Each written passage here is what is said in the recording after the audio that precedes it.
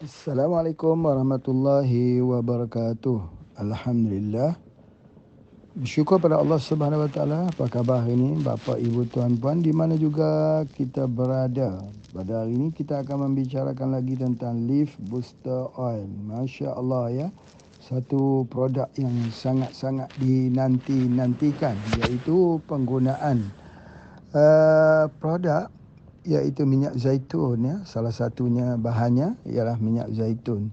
Minyak zaitun ini banyak kegunaannya kerana di dalam Al-Quran sini ada 7 kali perkataan zaitun digunakan. Jadi dan di Al-Quran mengatakan bahawa pohon zaitun itu adalah pohon yang barakah, ya, yang barakah. Jadi oleh sebab itu banyak kegunaannya. Digunakan untuk eksternal dan digunakan juga untuk internal. Kalau digunakan untuk internal, untuk kita minum, itu disebut sebagai extra virgin olive oil. Kalau digunakan untuk luar, disebut sebagai virgin olive oil. Baik, jadi di dalam produk kita ini yang kita sebut Leaf Booster Oil ni, salah satunya adalah minyak zaitun yang digunakan untuk eksternal saja, digunakan untuk luar saja, kerana percampuran dengan beberapa herba yang lain yang tujuannya adalah untuk perawatan, khususnya yang selalu kita sebut ialah perawatan untuk stroke, iaitu disapukan di tulang belakang. Kita tahu bahawa tulang belakang inilah yang tempatnya perawatan, khususnya untuk orang yang stroke ini.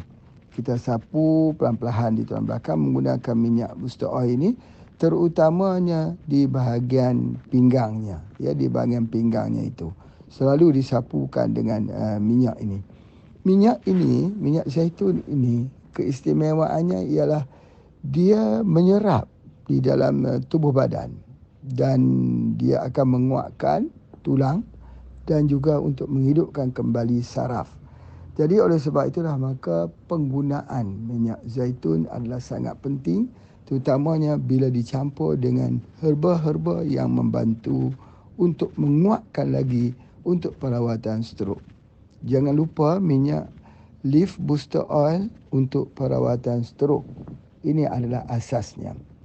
Yang keduanya, boleh jadi keadaan seseorang itu terjadinya stroke itu kerana terdapat darah beku di bahagian kepala. Macam mana cara nak menghilangkan darah beku tersebut? Maka itulah kita gunakan minyak Leaf Booster Oil ini. Dengan kita menyapu di tulang belakang, ia akan terserap dan dibawa ke bahagian otak.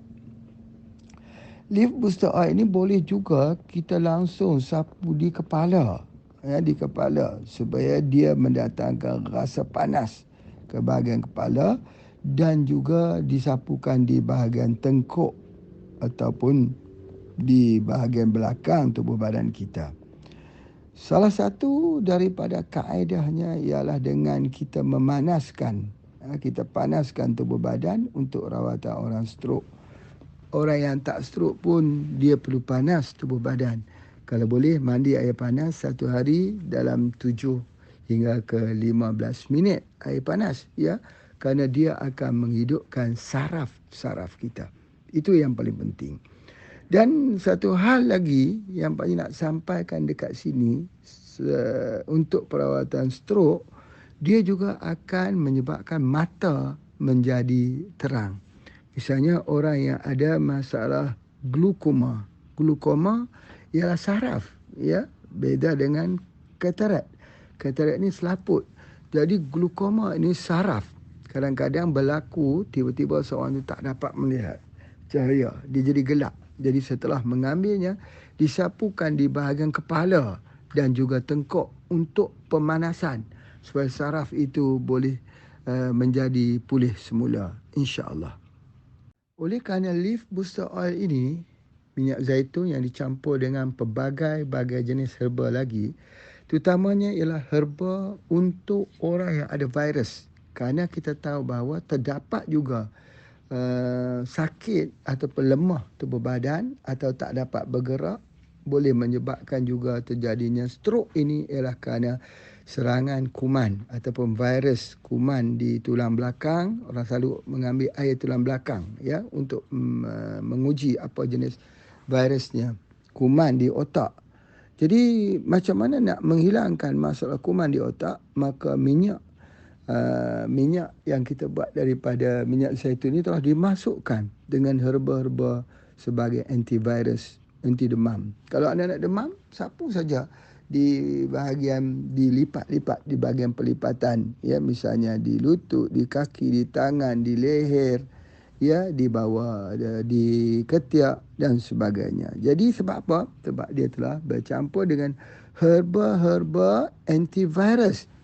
Jadi kita hanya dengan sapu saja.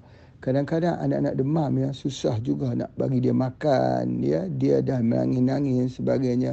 Jadi kita sapu saja. Dengan menyapu ini, insya-Allah ya, herba-herba yang antivirus itu akan bertindak untuk membunuh virus, terutamanya bagi yang ada permasalahan demam yang berulang-ulang. Jadi dengan sebab itulah maka salah satunya menggunakan minyak leaf booster oil ini, insya-Allah.